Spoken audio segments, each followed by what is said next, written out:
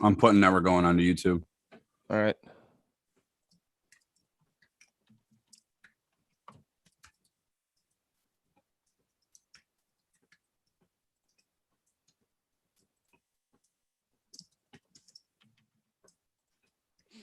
And we are officially live on YouTube. I will tweet something out as well. Yeah, I'm not sure what's going on with the old Facebook there, but 2021 technology. It's great. Yeah, no kidding. Well, it seems to be pretty clear, so. Yeah, it looks good over here.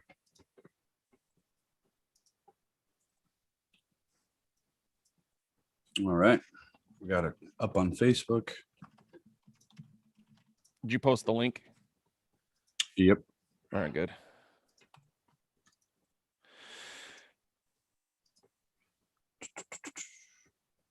Well, anyone who is tuning in, we apologize about the technical difficulties that we are having on Facebook. I'm not entirely sure what's going on. We've tried to go live a couple times on our Facebook page. It has kicked us out about 2-3 times. So we're going to give our audience a couple of minutes. We're going to give Ty Dunn a couple of minutes to join us. So anyone tuning in or anyone getting ready to watch this later on, thank you for joining. Thank you for being patient with our technical difficulties that we are having. I'm not entirely sure why. Absolutely. We'll get the video posted up on Facebook too. I believe the YouTube is going to be a little bit more viewer friendly here. Yeah. I will be right back. Give me one moment. Yep.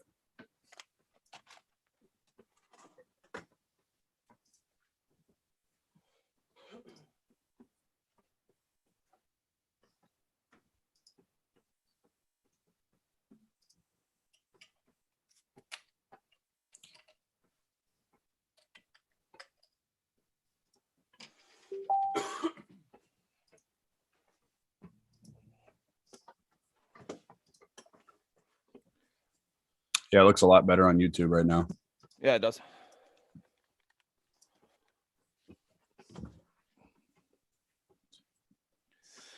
All right. All right. All right.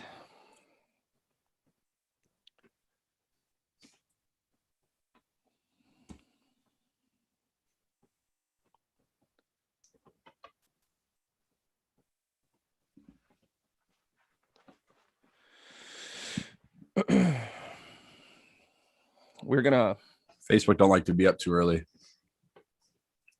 Yeah, no kidding. We'll get started here in about 2 minutes. If you're joining on YouTube, good morning. Thank you. Thank you. Thank you. Thank you. We apologize for this technical difficulties, but yeah, we're both old and don't really know technology that well. No, I struggle big time. Technology passed me up right around the age of 30, 31, where I just start like I looked at my iPhone and I'm like, okay, it's the new phone. I don't know what it does different, but I have it. It looks the same, acts the same.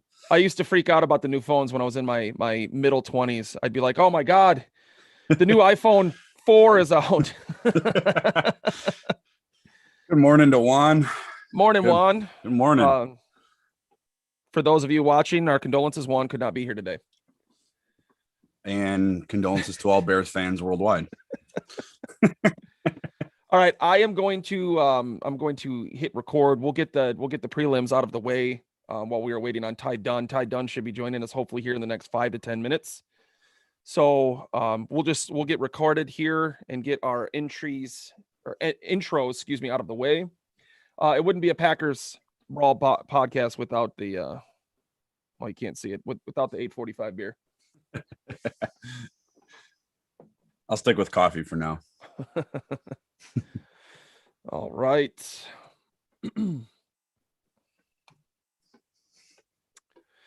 Ladies and gentlemen, welcome to another installment of the Packers Brawl podcast, brought to you by our friends over at DraftKings and at Manscaped. It's March and college basketball is heating up. Thanks to our partnership with DraftKings, now you can take your best shot at building the winning bracket for your share of up to $2 million in cash prizes. Users can enter the $2 million championship series bracket, and this is the wrong ad read. I am so sorry. Let's try this again. Powered by our friends over at DraftKings, it's March and college basketball is... Can I read one that's right? We'll go with Manscaped. How about that? My sincere apologies, everybody. This tournament season, take care of your hair and holes with the best tools for the job. We're talking about our sponsors, Manscaped, the global leaders in male grooming from head to toe. When the clock winds down in March, be clutch and avoid the upset with the Manscaped Performance Package to keep all your hair and holes tamed. Start taking care of your man parts today with 20% off and free shipping by going to manscaped.com and using our code BRAWL for your exclusive offer. I am Rhino. You can find me on Twitter at Sports Talk Rhino. Of course, my esteemed colleague Brandon. You can find him on Twitter at Wisco_Brandon. And of course, the podcast page at Packers Brawl. It's been a little bit of a rough morning, so I apologize about the technical difficulties and my inability to read at 8:45 on a Sunday. It is a gorgeous Sunday. I believe it's going to be about 60 degrees today, so I might have to get the grill going. I got the grill going last night. Yeah, so did I. I busted it out too. It was nice. And her daughter. So, Brandon, how we doing, bud? How was your weekend? Good. Like you said, nice weather. Breaking out the grill, broke out the boat last week. So getting ready for hopefully a nice long summer. Yes. Yes. Warm weather is right around the corner. One thing that I always look out for when I look at the 10 or 14-day forecast is the low temperatures. The season is starting to change when the lows start creeping up there. So I noticed next week it's like all lows in the mid 40s, and that just has me beyond excited. So speaking of excited, we've got a phenomenal show today. We are going to be hopefully joined by our special guest Ty Dunn here in the next couple of minutes, hopefully 5 to 10 minutes. We will be talking about his new project, Go Live. We also have some very interesting topics to discuss today regarding free agency, the state of the franchise. We will give our reaction to the wonderful signing of Andy Dalton and our rivals to the south, the Chicago Bears. So we're pretty excited about our show. Why don't we just kick it off with free agent reactions or lack thereof with this franchise? It's kind of historically a tradition for Green Bay not to be very involved in free agency, especially in the first couple of days. They really don't make a whole lot of big splashes. I mean, I know they did back in 2019 with the signing of Zadarius Smith and Preston Smith. That's really been the biggest free agent signings they've had since they signed Charles Woodson. And here we are being joined by our special guest, Ty Dunn. I apologize. I keep calling you Dunn. I apologize. Ty Dunn. Ty Dunn, you can find him on Twitter at Ty Dunn. That's TYDUNNE. Ty, how you doing, bud? Good. Sorry, I was working outside. I looked out at the time. Oh my God, I got to get logged in here. So no problems. We had some technical difficulties anyways. I am terrible with technology, so we had to get some details ironed out. So thank you so much for joining us. It is truly an honor, and I want to extend our appreciation towards you joining the podcast today. We were just discussing a couple of free agent moves for the Green Bay Packers, but I would like to give you a little bit of time to discuss your current project going on called Go Long. Absolutely. Well, I appreciate it. It's great to be here. And Brandon, he joined us on our happy hour Friday. Good to see you again, man. Good to see you, Ty. So it's a website. It's also an email newsletter. So when you subscribe, every story, profiles, features, Q&As, analysis, everything, it goes right to your email inbox. So it's kind of cool that way through Substack, where we are going to where people already are, refreshing every day. And you can sign up for the free email list and get a limited amount of stories, or you subscribe 7 a month, 70 a year. I'm trying to lean into that, 10, 11, 12 years of NFL experience, relationships around the league. It's been a lot of fun. And I got to say, those Packer fans, that foundation out there has been so receptive, so strong. It's just great to see so many familiar faces that I'd see pop into my email when I worked at the Milwaukee Journal-Sentinel. So really cool getting those relationships going again. But yeah, I'm trying to tell a story that people can't get anywhere else. As you guys know, there's a lot of crap out there. Everything's kind of shrunk down to tweets and Instagram posts and TikToks. And I see a lot of media companies going that direction. I just want to be able to tell, 4,000 or 5,000 word stories and try to, magnify the human side of this game, which I think has kind of gotten lost along the way. Yeah, you're absolutely right with the expansion of social media these days. It really seems like true journalism has kind of been a lost art. People want to try and convey their story across a 144 character message. And I believe a lot of insight and a lot of, the personal touch has really been lost with that. So it's a great project, and it's really good to be able to project people's opinions and stories especially expanded ones. So that's a really good project to hear about. Go ahead and drop the ats and the websites real quick if you'd like. I appreciate that. Yeah, I'm on Twitter at Ty Dunn. So if you follow there, I'm always kind of, just sharing promotions and different deals and specials. Right now, if you subscribe at the annual rate, you'll get some Go Long swag, whether you're a crew sweatshirt kind of guy or gal, hoodie on the house. So that's going on right now. And golongtd.com is the website. So you can go there as well, subscribe, and it would be eternally grateful. Like I said, I mean, the Packer fans have been, so receptive. I live here in Buffalo, so a lot of Bills fans, they remember me from the Buffalo News days, have been great, but definitely love hearing from all your listeners. Yeah, absolutely. I would highly recommend it. I went ahead and just did an annual subscription. I went, like Ty said, coming onto the show, the happy hour on Friday, and it was so much fun. I wasn't sure what to expect, catching up with Ty and the crew and having Vince Williams. He also has every Friday, 7:00 Eastern time. I forgot that. See, I'm confused with the time zone. So 7:00 Eastern time every Friday. Ty, you have happy hour. Do you want to kind of get into a little bit of what you do there? Yeah, geez, I totally forgot to mention that. So I appreciate the Brandon.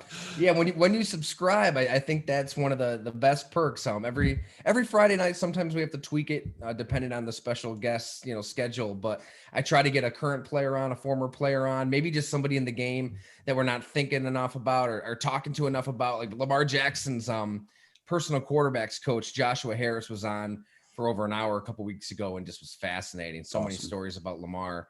But we've had Vince Williams on this week. He was great. I mean, he's trying to pick a new team, just, old school ass kicking linebacker with so many war stories.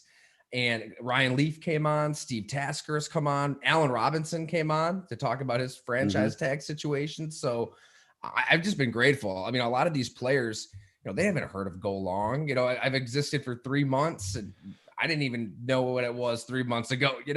It's out of thin air, but like anything in life, it's all about relationships and it's all about just getting to know people. And thankfully, a lot of these guys that I've gotten to know over the years have been generous with their time and are willing to throw back a beer or two with us on Friday nights.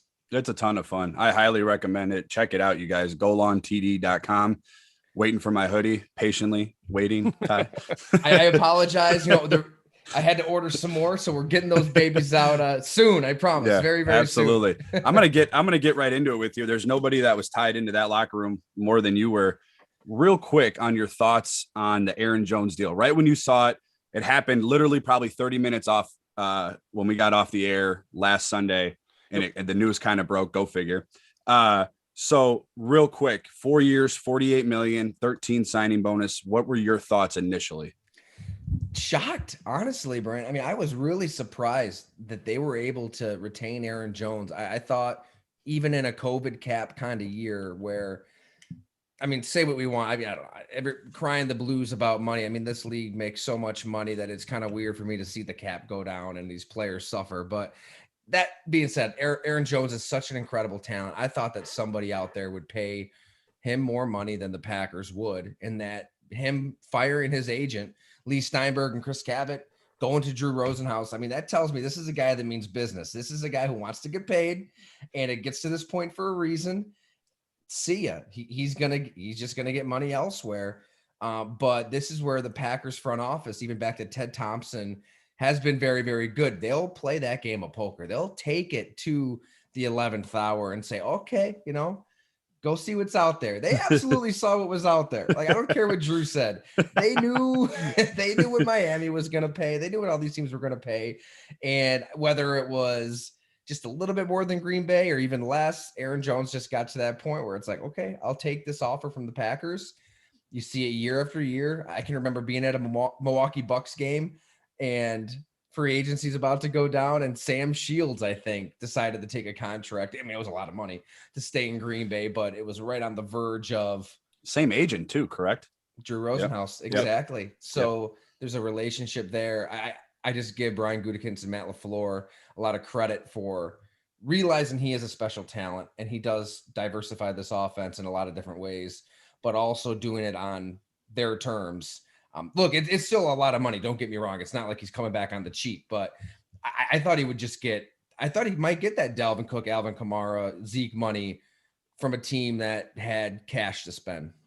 I couldn't agree anymore when I saw it. Well, I saw his tweet out and I immediately said, okay, something obviously is going on. I said, let me see not that it's my money, but let me see what the dollar signs are, because like you said, I was very curious. It felt like a running back year with Cook and Kamara and McCaffrey and Henry getting paid. So I was shocked at the amount. And I think it couldn't be a more team friendly deal as far as his talent goes. I think the offense is totally different when he's on the field.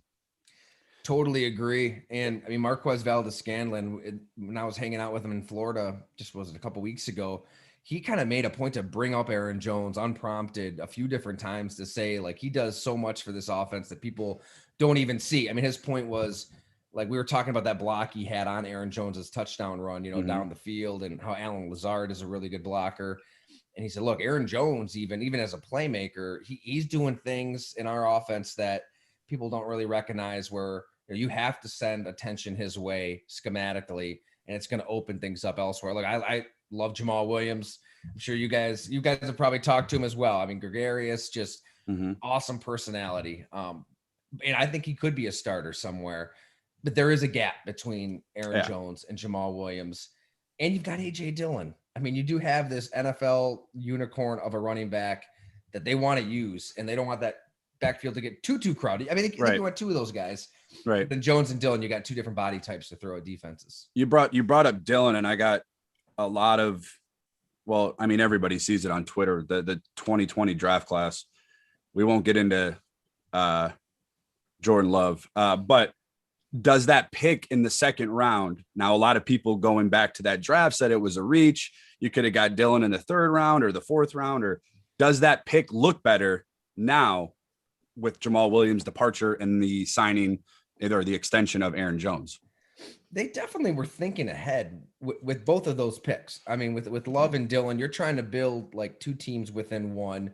The Packers believe they had that luxury with a team that went 13-3, went to the NFC Championship game. I loved it. As you guys probably know, I think it's just forward thinking to not get caught up in the moment, and we need to fill this specific position of need. It's just go offense, stay explosive, keep replenishing talent as much as you can. And I mean, we can debate whether or not, Love is good. We haven't seen him yet. Well, I know we're not going there quite yet, but with Dillon, I think they knew he was good. He dominated in college. I'm sure Matt LaFleur saw Derrick Henry in Dillon. I mean, similar body type, similar explosion, athleticism, speed. You put their combine numbers side by side, it's eerily similar. Dillon's actually a little bit better. So I'm sure he kind of saw that potential, and you're playing to your strengths. LaFleur's strength is schematically dialing stuff up that is innovative, that is stuff we've never didn't see out of Mike McCarthy for a decade. For sure. They're not doing this zone, these different zone concepts and just springing guys loose in ways that Kyle Shanahan does. Obviously they coach together. So if that's your strength, play to your strength, get a back that's perfect for that. And in a dream world, Aaron Jones is going to play 19 games and is fully healthy and doesn't get dinged up at all for 350 carries. That ain't going to happen. The running back position, you're going to get battered. You're going to get bruised. You're going to miss time. You're going to miss games. I love having two guys that you can throw at a defense. And I think we saw it in that Tennessee game. We saw it. Right? It keeps them both fresh, and it keeps them both, when you bring one onto the field, and even when you bring both, you got the defense on its heels, and they're not really sure what's going on. And the receiving threat out of both of them, I think Dillon will only get better out of that offense. And I'm excited about that 1-2 back. My opinion, that's probably the best in the league right now. I think so too. AJ Dillon is just scratching the surface too. Right. He missed a month with COVID. Yeah. It's the same with not as much as Jordan Love, but we haven't really seen a whole lot of Dillon yet. Totally. You've seen a little bit, like you said, scratching the surface. So there's plenty more to see. And I'm excited about it. Ty, one of the aspects of Aaron Jones' contract that sticks out to me the most, and what I wanted to get your thoughts on, is how low his cap number is the first couple of years, and the fact that basically his cap number total for the first 2 years is less than that of what the franchise tag ultimately would have been for the first 2 years if they franchised him back to back. Another aspect of this contract that I thought was very interesting is virtually it's a 2-year, $20 million contract. They have that out after the 2022 season with that $6.5 million cap hit. How are they able to negotiate this contract with the first 2 years being such low team-friendly numbers with Aaron Jones? I'm glad you pointed that out because the devil's always in the details, right? That's what it is. I mean, if you fall in love with AJ Dillon and he's younger at that point, 2 years down the road, I would be surprised if Aaron Jones did get past those 2 years, right? I mean, how many players even get to the end of their contracts in the NFL in general? So the position being what it is, having AJ Dillon, maybe want to add another rookie down the road who's younger and cheaper. That's probably what the deal is. How were they able to pull this off? I guess the market just wasn't that great for Aaron Jones. I mean, Drew Rosenhaus, if you're around this guy, whether it's at the combine or the Super Bowl week or on the sideline before games, he's always on his phone, like always talking to people, always texting people. Nobody's more connected to teams all around the NFL than Drew Rosenhaus. I mean, look at the work he did with Bill Belichick. It's like they were sitting in a room together, just ironing out all these contracts. So he knew what that market was for Aaron Jones. So why was it so low? I mean, maybe teams were looking at his size and we're like, we're not going to invest heavily into a running back when he is a little smaller, as explosive as he is. And we can always draft a back and we can always get a guy on the cheap and we're not going to value this position. It's like, you've got those top of the top guys, the Cooks, the Kamaras, the Zekes, the Henrys that are getting paid. And then there's some devil in those details too. You know, there's some outs, but then it's kind of everybody else. So I thought that Aaron Jones somebody would overpay for him and think that he can be that threat. Just wasn't the case. And Green Bay is reaping their rewards now. Now, the other big question mark going forward, especially with cap details and contract details, have been the lack thereof of any kind of moves with Aaron Rodgers right now. The deadline came and passed with his $6.5 million roster bonus being able to be converted into a signing bonus to free up that cap space. There is still potentially time to get him an extension, but there is that lingering question mark right now with the front office on whether they're going to commit those extra couple of years to Rodgers or if they're still trying to really roll the dice on Jordan Love. What are your thoughts on maybe still the potential of us seeing a Rodgers extension this offseason? It's fascinating. I mean, this team and even this quarterback obviously have done a lot of things behind the scenes that we don't see. So there could be a lot going on right now that isn't going to see the light of day, right? I mean, it could happen. I mean, I can remember when they signed Julius Peppers. I mean, there were no signs at all that was happening. It came out of nowhere. Mm-hmm. So, you know, even though there aren't really signs that that restructure and extension is in the works, it could be there. I mean, they absolutely could do it. He did win the MVP. Like, he's the best player in football in the regular season. So it'd be hard to argue with them just believing in Aaron Rodgers, extending that contract, keeping him happy, and saying, sorry, Jordan Love, like our plan. And the plan was sound. Look, Aaron Rodgers, week 17 against Detroit, didn't look that great. NFC Championship game at San Francisco, I know the defense caved. Rodgers didn't look that great. He's getting up there in age. You've got a new coach. You've got this new scheme. I can get it. Like, I see it. Like, look, you want to get ahead of the curve. Like, absolutely, you want to draft a quarterback, and you don't want to be this team like the Saints or the Patriots that has a legend. You lose that legend, and then you're just scrambling for something. Cam Newton. So it would sound like maybe Aaron Rodgers threw a wrench in that plans, and they say, all right, we're going to do what the Patriots did years ago and decide, all right, we're not just going to transfer over to Jimmy Garoppolo, where we'll stick around with you for a while. What do they do?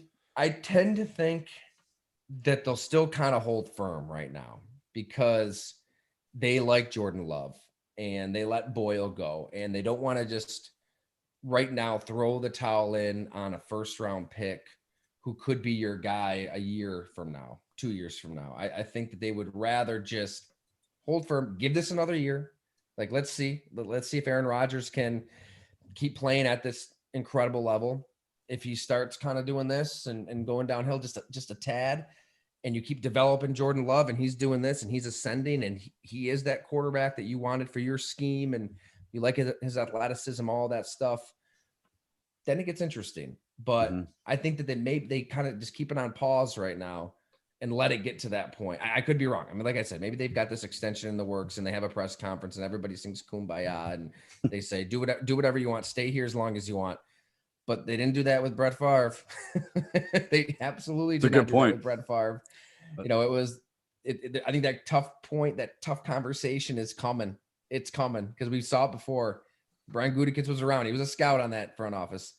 They're not afraid to be callous and make these tough decisions. I tend to think it gets to that point with Aaron Rodgers. And I was in the bandwagon of the draft, you know, not being a fan of the draft pick, but at the same time, I think we got to give Jordan Love the benefit of the doubt. Nobody's seen him play. I mean, there was no OTAs, there was barely a training camp, and there was no preseason. So, I mean, we don't even know what we have in him. I'm not saying that he's going to, you know, be the third Hall of Famer in a row, but I mean, let's just give it some time and see what happens with him. I totally agree. Like they deserve the benefit of the doubt, I think. I mean, with how this all played out way back with Aaron Rodgers to this current front office with Brian Gutekunst proven that they know what they're doing. Like, I think they've made a lot of good decisions and they believe in Jordan Love. It's not just a Gutekunst pick too. I mean, Matt LaFleur likes him a lot. Like you could see that on TV. They were pretty stoked, alluding to Gutekunst and Matt LaFleur. Now, I know you know better in your mentions and probably on Twitter, you see Packer fans crying for Kenny Galladay or Kyle Fuller and all these free agents. And I think we need to take a step back. And I'm kind of in the same boat. I like to look at free agents too. But the Green Bay has done this, and they have historically done this during this season. During the season, they kind of approach guys as it is in free agency. You know, you extend and pay Kenny Clark, the highest defensive tackle in the league. You pay at the time the highest paid left tackle in the game. They kind of approach free agency before free agency is. So, I mean, what are your thoughts on their current free agency absence, I guess you could say, versus how they do it in season? I think right now you see, like, they're gonna say things at the podium and in front of a microphone about their current players. Keep all our guys, and usually they did keep most of their guys. But this week, for every team, you do see, all right, this team believes in player X, or they don't believe in player X because of who they brought in. So the inaction can tell you a lot, I think, with the Packers. Like, by them not bringing in a receiver and kind of holding firm to whatever number they had for the Will Fullers of the world, the Galladays of the world, whoever hypothetically they could have gotten. The fact that they didn't just dive in, that tells you that they believe in Marquez Valdes-Scantling and Alan Lazard, and they believe in running the ball. You know, they bring back Aaron Jones. They have AJ Dillon. That's going to be a part of this offense. That I think that tells you a lot. Like, the fact, I know fans want what they don't have, not just in Green Bay, but everywhere. You want somebody else. And look, the fans were probably right at times in that McCarthy regime, because the defense was getting waxed every January. I mean, they would just get blown out. Like, at some point, make a splash. They did with Peppers. And if not for a collapse against Seattle, then we're looking at that move as a legendary kind of move. Yeah, absolutely. And Peppers isn't telling Morgan Burnett to slide, right? Don't bring Ty. We leave 2014 out of the memory. It doesn't exist anymore. It doesn't exist. It still hurts. I think you see that they like these guys. I guess is my point. Like, you can tell that they like their own. Yeah, I agree. Now, with last year's draft, and you know, the premise of it being draft for the future, going into 2022, they're going to have even worse cap issues. I believe right now it's projected they're about $39 million over the cap for 2022. What are your thoughts on their approach to this year's draft, in a sense of, are they going to draft for what they need this season, or do they even extend further into the draft for the future concept for 2022 and going forward with their cap issues next year? Boy, that's a really good question, because they definitely do look ahead like that. I think that the way that season ended against Tampa Bay, and I cannot get Scotty Miller out of my head, you know, and all of us. Brutal. I mean, I think the defense just has to be a focus. I mean, I don't know where you start, like finding a pass rusher, finding a playmaker in the secondary. I mean, just take the best available. After going so offense last year at the top of the draft, I think you got to go heavy defense this year. Cap implications, like withstanding, I think you just try to find as many playmakers as you can, because that was rough, and they weren't able to just go sign another pass rusher in free agency. They weren't able to just go sign an elite corner. I thought like a guy like Richard Sherman maybe still could be a good addition, right? Like a lot of experience. I don't know if he's getting burnt in that moment that Kevin King was. Somebody like that could be available. But I just see defense, and they need it. With the team that they still have intact, its core great players that they had from 2020, do you think that it's possible with a great draft that they could still be back in that NFC Championship game next season and compete for a Super Bowl?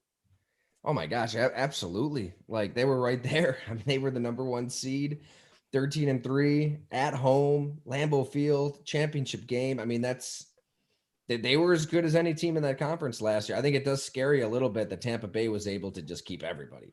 I mean, Yeah, which tells me the cap is bullshit. I mean, BS. Yeah. Sorry.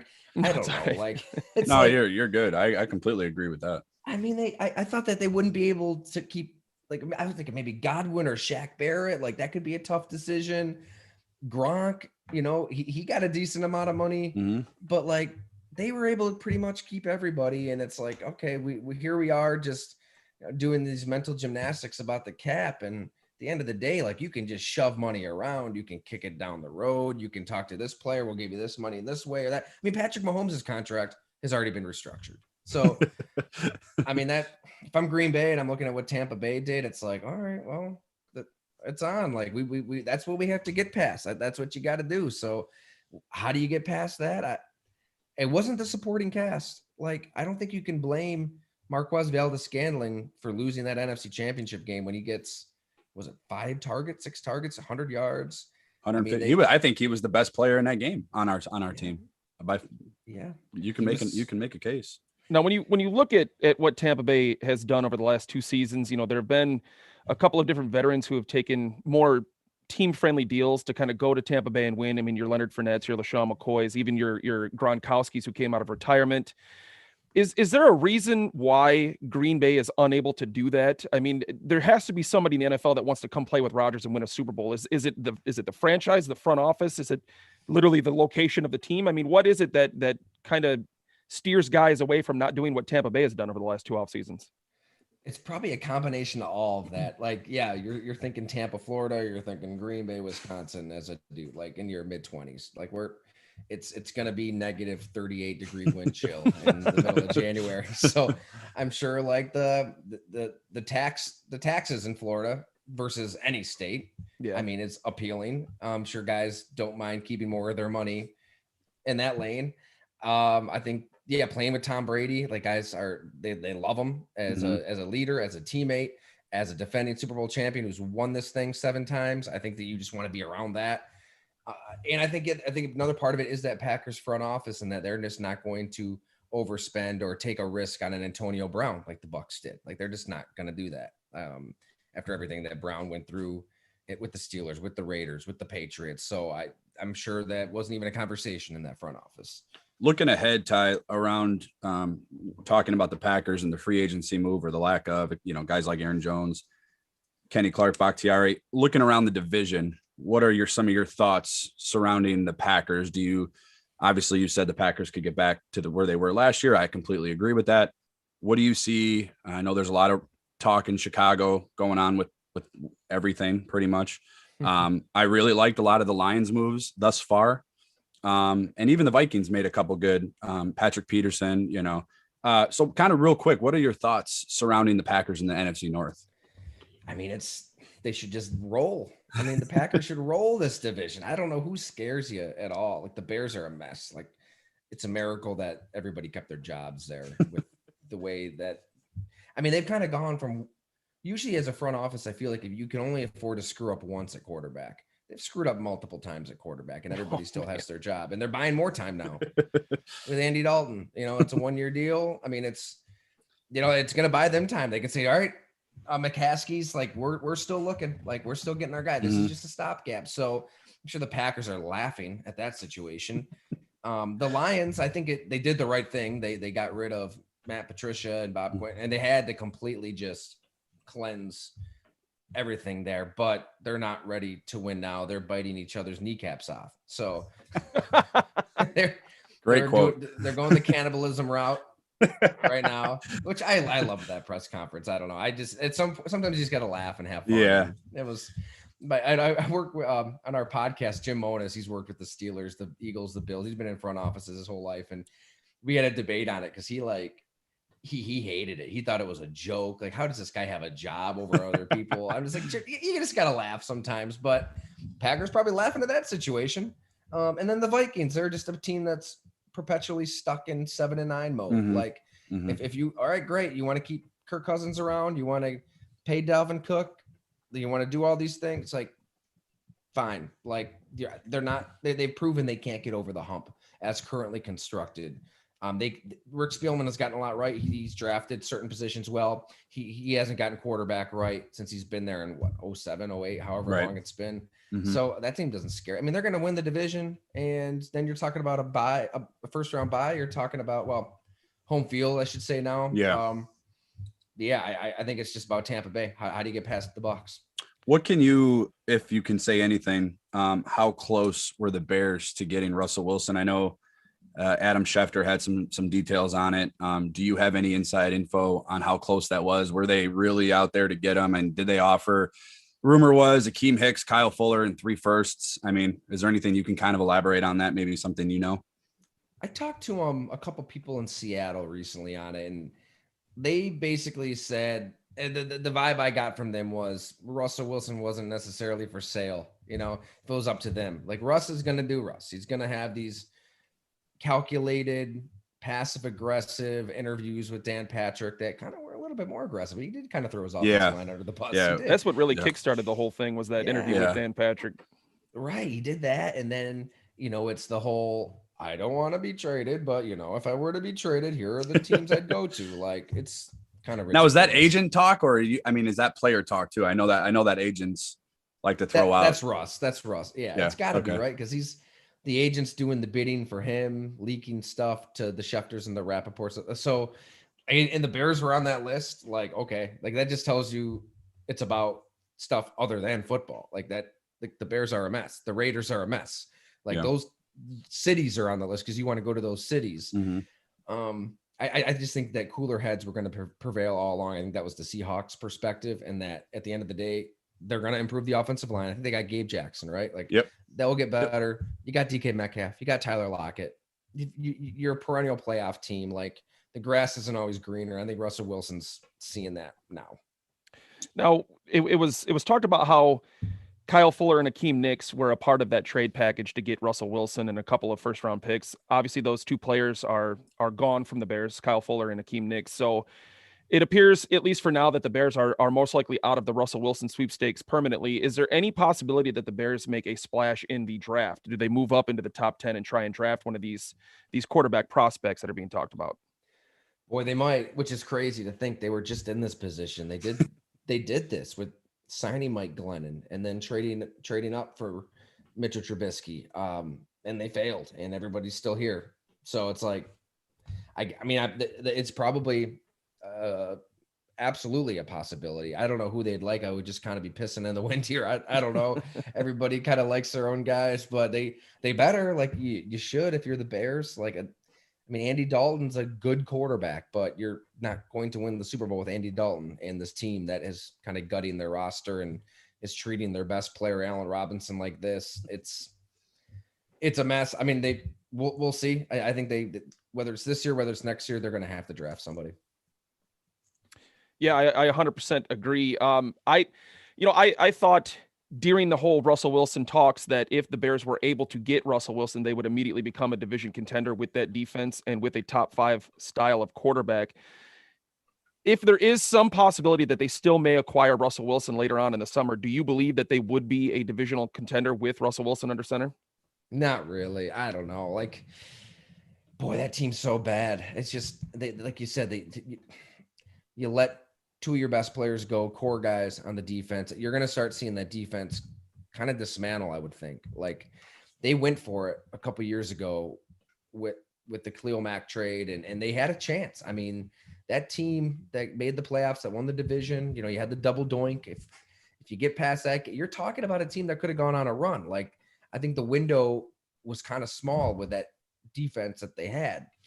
So letting these guys go, it kind of tells you they're starting to just rebuild. I'm sure the front office would love to sell a rebuild to ownership. It's going to buy them some time, which is, like I said, it's remarkable, like that you did kind of go for it and then failed, and now you're rebuilding again. But even with a Russell Wilson thrown into the mix, I just don't think they'd be good enough. My personal opinion. I think Russell Wilson's a great talent, but I don't think he can just uplift that roster as it's constructed right now. Real quick, Ty, kind of back to the Packers. With Devonta Adams coming up for a contract, I mean, I know you locked in Kenny Clark and David Bakhtiari, Aaron Jones, obviously. With Aaron Rodgers kind of looming over your head, with the division kind of in shambles, it kind of has a feeling of like, okay, we're bringing most of our guys back. Zadarius Smith restructured for the year. His cap hit next year is astronomical. But it kind of has a feeling like, okay, we're bringing most of our guys back this year. Let's make one more run at it. And if we can't, then it's kind of like, okay, we're cutting head with, I'm not a forecaster. I don't know, but with Aaron Rodgers and especially with Devonta Adams, because that contract, what Kenny Galladay got yesterday, he's going to be getting, should get double that. But it kind of feels like this is our one last run at it. And if we don't do it, then it is what it is. What are your thoughts kind of on going forward after the next year? Boy, and that's such a great point, Brandon, because I don't think we've had that conversation with the Packers in our lifetimes. It's right. Always just kind of been this smooth road of you're in contention, right? Like there was the 1-4-12 season in there when they went to Ted and he, what did they do? They drafted Aaron Rodgers. Like he was okay with this dip and then keeping it rolling. So, it's hard for me to see this as a team like openly telling themselves, let's just get rid of everybody and start over. I think they'll try to find a way to stay competitive and to keep it moving. And that's why they drafted Jordan Love, where they drafted Jordan Love at the time they drafted Jordan Love. Like if he can have a good 2 years, maybe even 3 years, and you're able to rework Aaron Rodgers in a way to keep him around a year. But like I said, those tough conversations are going to be had. But I think that they would prefer that, where they are able to keep a Devontae Adams. They kept a lot of talent around Aaron Rodgers when they went from Favre to Rodgers. Like Favre said it himself at the time when Aaron Rodgers won the Super Bowl, right? Like, yeah, I wasn't surprised. Like they had a lot of talent, which was true. Like I think they would like to have that for Jordan Love in place, like a really good offensive line, weapons, an AJ Dillon just bashing everything in his path for when that time comes, you can just keep it moving. I don't know. I mean, I don't know money wise how they would figure that out, how they would work it out, but I think they would. Like Devontae Adams is too good. David Bakhtiari is too good. Like you're gonna hand pick a handful of guys and say they're staying like long term, and then you move forward with the quarterback, which we'll see when that day comes. It's not right now. Maybe it's next year. I know a quarterback catches a lot of flack because you see guys.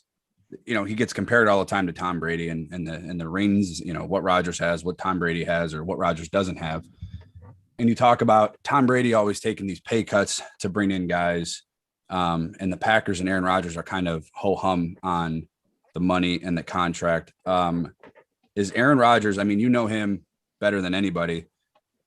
Is he like the type of guy to go to the front office and be like, okay, let's do this because I want so-and-so to come in, or I want Devonta Adams extended. Or, I mean, is he a guy that approaches the front office? How does that dynamic work? And I know it's kind of evolved, since you left the Journal Sentinel with LaFleur and Goody.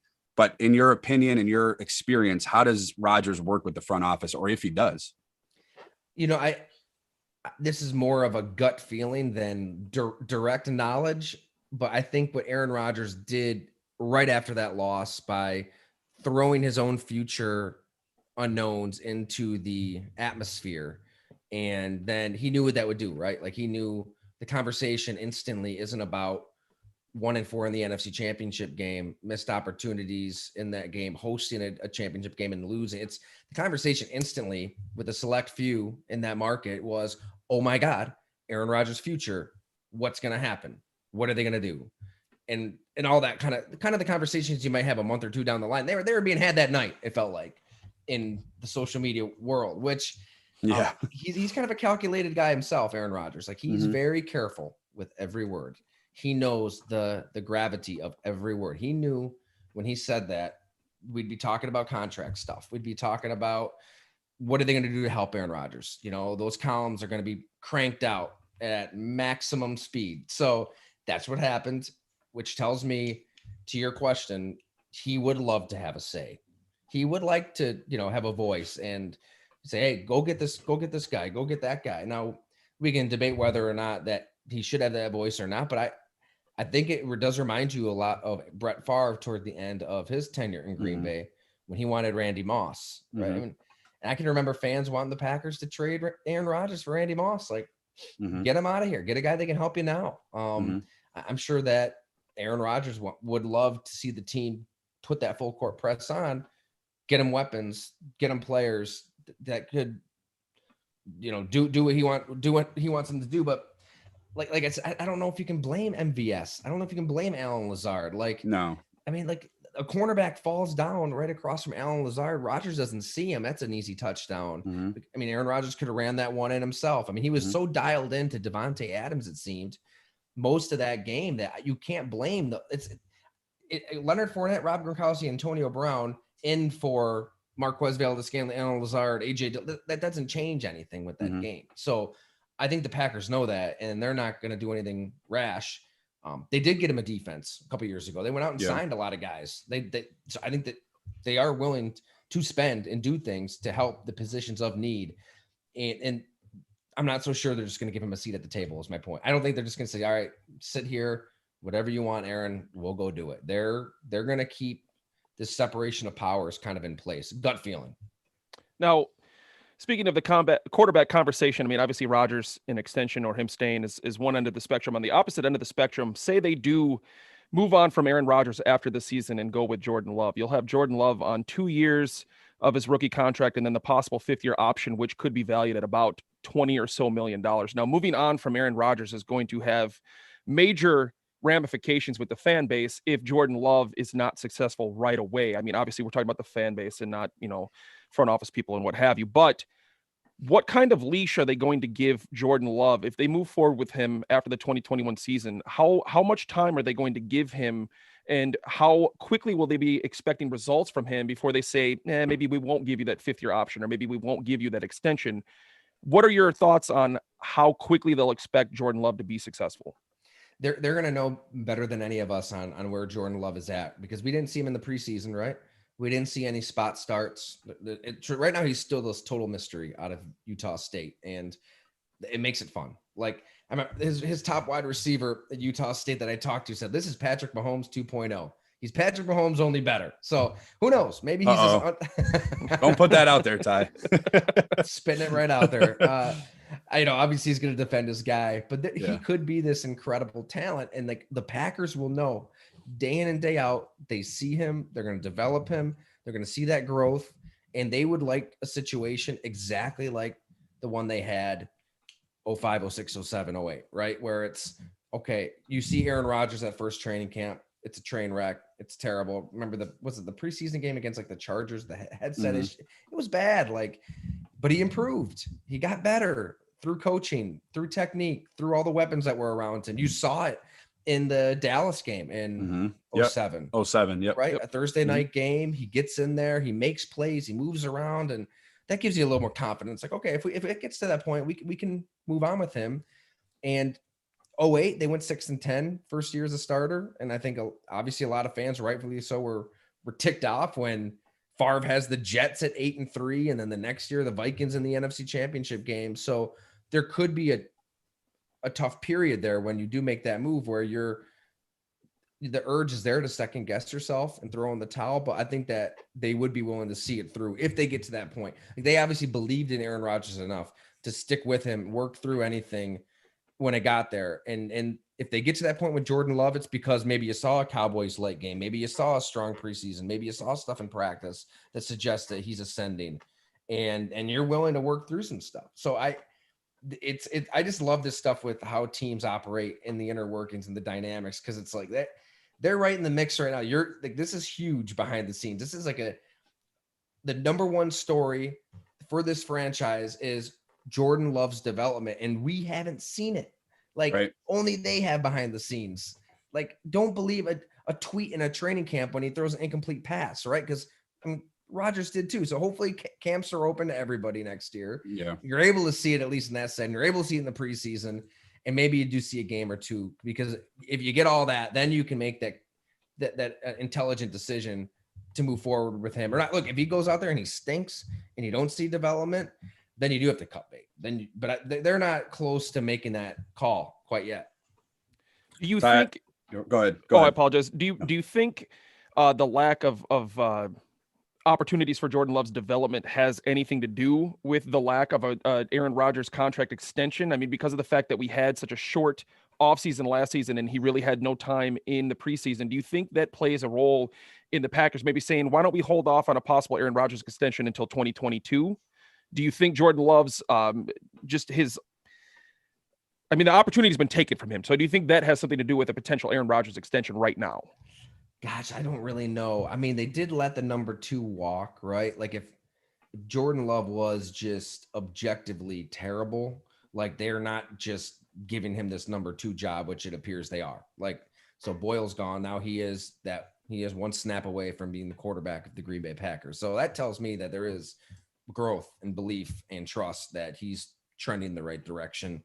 All the money stuff, I mean, it's going to happen. I mean, there could be conversations being had right now that we're not privy to, but it's going to be interesting. I think it gets interesting though after this season. I think if it was up to the Packers, they would just kind of hit pause, hold firm, see this through, and let's see if Aaron Rodgers is an MVP-like quarterback one more year. And if he does force their hand and looks like that Tom Brady play till he's 43 kind of talent, then great. Then you do just move on from Jordan Love. But look, other quarterbacks that are in the Hall of Fame, when they fall off a cliff, it is sharp, it is fast, it is sudden. You don't see it coming. And I think that the Packers are going to stay a little wary to that possibility right now. Especially with what happened with Brett Favre in Minnesota. I mean, he went from his greatest season ever to his worst season ever in literally a couple of snaps against the Bears. So it's unbelievable, wasn't it? I mean, he was so good in 2009 and so bad in 2010. It was night and day. Brandon, go ahead. Hey, Ty, I know you got to get going. Wanted to just thank you. And I know you got some family time coming up. For those that are just tuning in to watching, please go check out Ty's new project, golawntd.com.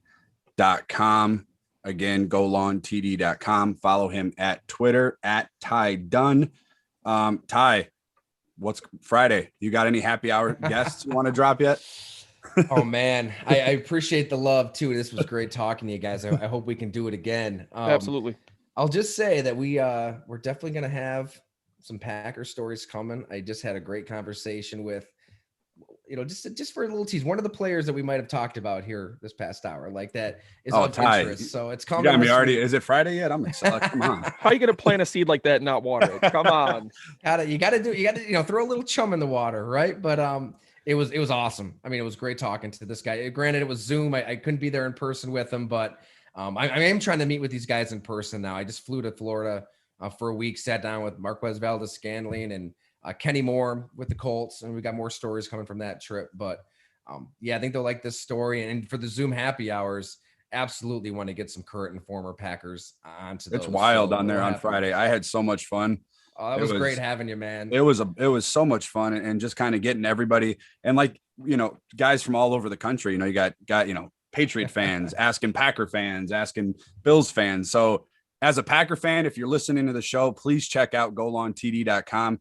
The why you must believe an MVS article is phenomenal. I've read it 2 times. I'm probably in the minority, but I'm a big MVS fan. I really like him.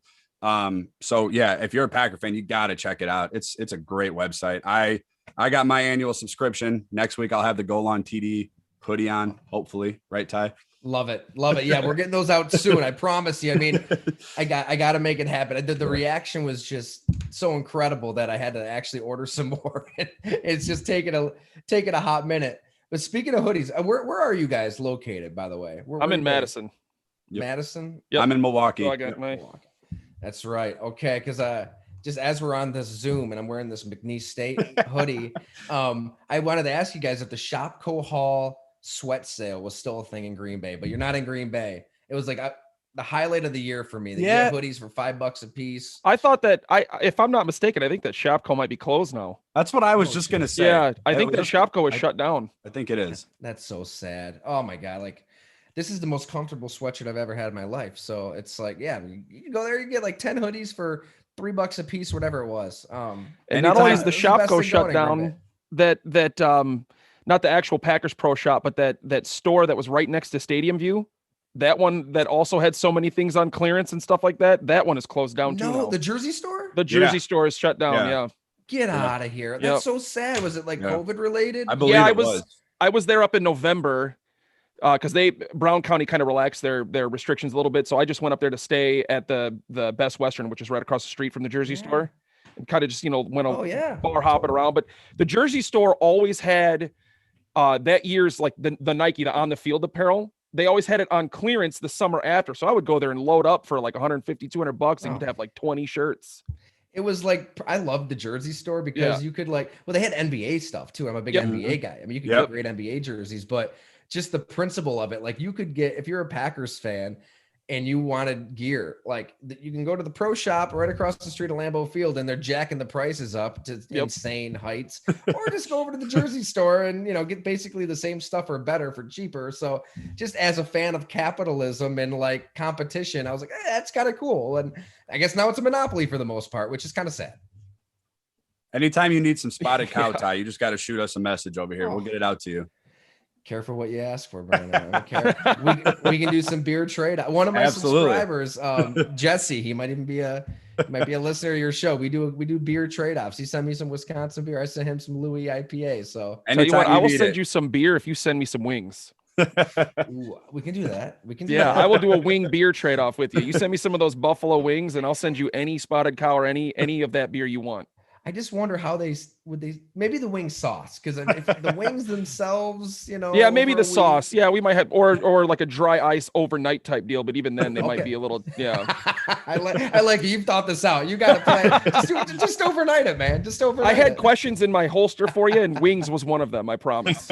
I know we're definitely wing snobs here, but that's because it's really all we have in Western New York. So it's like, do you really need more than that though? Wings and beer? No, it's all you need in the world. It's all you need. It's all you need. But all right, thank you so much for joining us. We greatly appreciate it. Hopefully we can do it again. Once again, for those listening, at Ty Dunne, that's TYDUNNE, and check out the golongtd.com project as well. Ty, thank you so much for joining us. We greatly appreciate it. Thank you. Hey, no, thank you guys. That was awesome. Let's do it again soon. Absolutely. Thank you, sir. Right. Thank you. See ya. Yep. For those that are still watching on YouTube, we're gonna start wrapping up the show now. That was Ty Dunne, former beat writer for the Milwaukee Journal-Sentinel. He is also used to write for the Bills as well. He's got his own project, golongtd.com. It was awesome talking to him. Brandon, great show as well. Once again, you can check out the podcast at Packers Brawl on Twitter. You can find Brandon on Twitter at Wisco_Brandon, myself at Sports Talk Rhino. Don't forget, we are powered by our partners over at DraftKings, and I have the correct DraftKings announcement. It is right here. I believe just in time for March Madness too. Just remember, you can play for free over at DraftKings.com. All you got to do is set up your account, and you can play fantasy sports for free with the upload of money into your account. Don't forget, you can go over to manscaped.com and also use our Brawl code for 20% off plus free shipping. And that is going to do it for the recorded version of our podcast. We'll stick around on YouTube for just a couple of minutes and just give any shout outs to anybody that was listening. But for those of you who are listening to the recording, thank you very much. And we are signing off. Thank you. Go Pack, go. YouTube, that was Ty Dunne. We had a shit ton of fun with him. It's always awesome talking to him and his love for the Green Bay Packers. Andy, I saw your question. I apologize. I could not fit that one in. I think Ty thinks very highly of Jordan Love. It is yet to be determined on what they're going to do with him, obviously, whether he sticks around for a chance at starting or if Aaron Rodgers is the guy going forward. We had a couple other ones. Christopher, is it Kishnett? Kitchenet. He's my buddy. Yep. Good friend, best friend out in Colorado. It's great. He was watching. Juan was watching. My girlfriend and her daughter were watching. So thank you to all of you who signed in. And my girlfriend as well. I got to give her a shout out before I get yelled at today. Brandon, who is our guest next week? Next week we got Ryan Horvat from local Milwaukee Sports Radio 1250. He joins us. Extreme diehard Packer fan. He is. I just got done messaging him last night to kind of verify things. He is psyched. He loves talking Packers. It's what he does. And yeah, he's definitely psyched. And I know Ty's gone, but that goal on TD happy hour, it's wild, man. Those stories that they have in there, it's fun, man. If you guys can check it out, I would highly recommend it. It's a lot of fun. And to kind of go off of Andy's question, I kind of asked Ty Dunn that on Friday on his show, and he does love Jordan Love. He thinks Jordan Love is going to be really good. And the following week after Horvat, I completely forgot that April 5th is Easter. I had talked with Bart Winkler, who is also part of the same network as Horvat is as well. I will have to reach back out to Bart and just remind him that it is Easter. So we potentially have him as a guest for 2 weeks from today. If not, we can get something in the works with Bart, obviously later on down the road, and we can try and figure out our own show. Maybe it'll just be me and Brandon, or we can have another guest on the 5th as well, but we'll obviously get that figured out. We have plenty of time for that. So Brandon, you got anything else for YouTube? I don't. Thank you for everybody out there watching. Thank you for my girlfriend and my sister watching my kids this morning. Early morning. And thank you to everybody for the support, the continued support. If you got Twitter, please give us a follow at Packers Brawl. If you're on Facebook, which most of you are, please make sure you like and follow that page as well. We appreciate all the support and the constant, liking and sharing, and it's really remarkable, and it doesn't go unnoticed. So we appreciate that. Absolutely. The Packers Brawl, extending our very heartfelt appreciation to all of you who have contributed so far to us trying to get this podcast off the ground. It's been an awesome 3 weeks, and you guys have been fantastic. So we will be signing off for now. Real quick, I just got a text from Ty. Oh, what did he say? He said, "What a good time, man. Thank you. Let's do it again." Absolutely. So we will look forward to having Ty Dunn again in the near future.